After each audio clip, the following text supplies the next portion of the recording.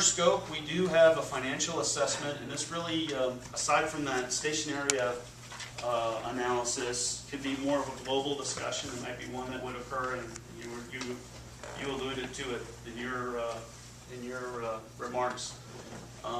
Helping you all determine, how to fund this system. We put in, another screening and funding sources. I think you're probably right when you say that we're probably cobbling together multiple funding sources in order to make it happen. But we want to look at them based on yield, whether or not they're enabled within the state, whether they're applicable to transit. You probably don't want to do a sin tax, tax alcohol and cigarettes, because that usually goes to a health program. It doesn't really have a nexus with transit. And yes, most systems, most regional systems are funded with sales tax. And that's just how it's done in this country. And it's the most, oddly enough, it is the most stable. Even though, a lot of systems took a big hit, a few years ago on it. But I think it's really important that as a part of this study, especially if you plan to go after federal funds, is to have a funding strategy in place. Because if you can't sustain operating costs over the the long haul, then your project will not be competitive. Yes, sir. Do you find that authorities differentiate between capital costs or construction versus operating costs in terms of sources of funding? Well, absolutely. I mean, when you're talking about the expense of some of these capital investments we're talking about, you're talking about a bond. And there's really only certain funding mechanisms or funding sources that are, bondable. They don't give you the rating that you need in order to get the bond. Bonding right now, because of interest rates, is really easy in the overall scheme of things. We're going through this process in Austin right now, and we're talking about a cobbled together source. There's a bunch of communities down there that they don't have any room under the sales tax. So we've talked to them about doing a sales tax increment, which is just taking some of the growth out of their sales tax to try to at least get them to some point where, maybe in Texas we have 4A, 4B, so it's an economic development option for local option sales tax that they all have sunset dates that go way out. So that's why they don't have any capacity to add to their sales tax. So, there are ways to get around it, or at least, there are options for funding that can get you to some point where then you can access the sales tax, those types of things. So, and we can talk about that. It's something that we've been doing around the country. From that detailed evaluation, hopefully we'll have an LPA. We need consensus in our public involvement process, and we need stakeholders to agree that this is the best thing to do. But we will start developing our documentation. One thing I forgot to mention about the new starts regs is that they're kind of doing away with the alternatives analysis at the federal level. The problem is you still need to do an alternatives analysis to generate the kind of information to fill out a new starts application. So really what they're talking about is getting out of funding alternatives analyses. You can still do it with formula funds or flex funds like we're doing here. But they're not doing any specific programs just for AAs. So we'll have a lot of the information that will feed any application that we determine should be submitted and is competitive enough for new starts. And we want to refine our alternative. We want to optimize it. We want to make sure that we're not putting any unnecessary capital costs associated with it, so that we can give it its best chance for funding. And so I'll bring back the Venn diagram, and this is really only for your information. I won't go through it, but it's what I just wanted to illustrate is, we talk about framing our project in terms of development of alternatives and figuring out our evaluation criteria. That comes from talking to you and talking to your constituencies, and feeds the two sides of our analysis so that we can get to an LPA that's implementable and hopefully fundable from a federal perspective. So with that, I'll answer any questions. Oh, quickly, our contract is nearly complete. We're almost close to getting rolling. We'll be starting in the next few weeks. And we did have an 18-month schedule, but of course that's up for discussion if we need to change the dates around. Okay. So now I'm ready for some questions. You mentioned on the federal guidelines, right now they're looking at longer commuter trips for funding, and it may change to kind of a more urbanized, shorter trip. Will that influence your travel demand model, or will you look at both of those scenarios? The feds are talking about introducing a new model, one that they give regions the options to use. That is really just focused on demand. It's focused on what kind of ridership you'd be generating with your project. But I think the way the notice of proposed rulemaking is going is they're going to give the region the option of using the federal model or their own regional model. So I think what you do is you do both, and you figure out which one gives you the best numbers, and then use it. So. Who else? Comments or questions? All right.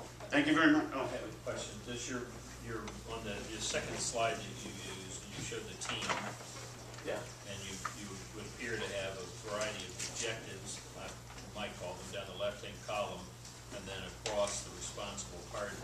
I don't know if I'm reading that right. Yep. If I am reading that right, does that mean one, that all these areas have been assigned to these parties, and two, by the time you complete proposals on each of these areas would be addressed by this process? What was the second part? That each of the areas, so if these are areas of responsibility, for want of a better term, down this left-hand column on your second slide. You keep going back. There you go, right there. Yeah. So it looks like you got responsible parties across the top, and then areas of focus for work down the left-hand side. Is that correct? Yes. So does that mean that, I'm kind of trying to get my arms around this, does this mean that there's a stage at which you're at right now, that in that 18-month period, all of these will be addressed? Correct. Some proposal as to how to approach each of these areas? Right. Okay. Kind of the whole presentation is kind of centered around how those fit in. Yeah, And some of them hit more than once. yeah, But yes, we're proposing to go through that whole process. yeah. It is, it's an exciting opportunity. We do this study. Quite frankly, originally we thought about just doing a commuter rail study. Just look at these corridors as identified in 2005 fixed driveway study. But then we started thinking, it's like, well, shoot, if we're going to do this, let's just as well do it all and do a full-blown alternatives analysis, the federal process, to make us eligible for federal money if and when that occurs. We'll try through the process to cut through a lot of the federalese that's associated with this, and I know several of you sat on the streetcar alternatives analysis, and it can be laborious at times, and we'll try to cut through that as much as we can before it gets back to you all. Yeah, just along those lines, when we're doing travel demand forecasting for this project, you're going to show how these corridors work together, Yeah. and how they work together with the streetcar downtown, and how they work together with the existing bus service. So you want to put all of those into the model and just make tweaks within your corridor that you're analyzing that day to see how things are impacted system-wide. So, we're looking, when we're doing a lot of these details, we're actually looking at it from a system perspective. And it should show some better numbers for the streetcar as well. Just because you're bringing people into the core, and they would obviously aren't going to have a car with them, until we can put those in our pocket. So they need distribution once they got downtown. Is it possible that through the process that some of the existing systems, like obviously Oklahoma City has quite a bit and Edmond has a fair amount, actually taking riders to the Oklahoma City central area, would those existing services be ultimately absorbed into the regional plan and funding? I think they need to be. Makes sense And I that think they absorbed is probably a bad term. Okay. I would say the two need to complement each other. Uh-huh. And certainly any funding strategy that you have, you're going to want to incorporate the COPPA service into it. You know, because Oklahoma City would essentially be double dipping on their funding. Right, So you want to pick a funding source that will replace that, yeah. those sources. Well, and that's what I still- was thinking, because we it's- have our funding sources worked out, but it makes sense that if we're gonna do a regional, multimodal system, then, it needs to be all coordinated together. Yeah, and they need each funding-wise. other from a ridership perspective. Right. In this, is there any inclusion on the airport? On this study, Yes. airport as Will any of this rail go to the airport? not in this study. Three quarters we're looking at are for the downtown. On this north. one. Yeah, I mean, that's, of course, something we can certainly look at in the future. We're just trying to, I would suggest, actually, most of the consultants, when we sent out the RFP, I think they probably gasped when we even were suggesting doing these three quarters at one time. So that's not typically the way it's done. It's typically done one quarter at a time. Three for the price of one? Your words, not I'm kidding. mine. I'm kidding. But I think this committee needs to be prepared for, thinking outside the box in terms of maybe two of the corridors working together. Maybe we don't get all the way out to the endpoints on, and I'm just surmising, but, maybe our best foot forward for the federal money is not, one of these corridors by itself. Maybe it's some combination or partial combination of two of the corridors. So I think we need to frame our evaluation to give us some options on that. And it can be submitted to the feds in sort of under the guise of a minimal operating segment. So, you could do, essentially call it an alternatives analysis for your system. This is what our system's gonna look like at build out. Here's our first foray into new starts, and this is what we're going after the funding for. And it could be just some piece, some random piece of that particular system. In Austin, when we do our financial plan, we're not really worried about which of the pieces are getting federal funds. We just put in a number, 25% or 33% of the whole system will get funded by federal government or through the New Start process.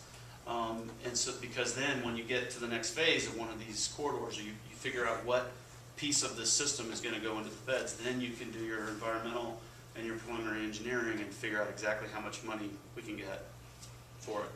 So, and fund the system that way. Thank you very much. Well, Doug, I have a lot to say, but I think that we've got to go to the next item 4 here, and then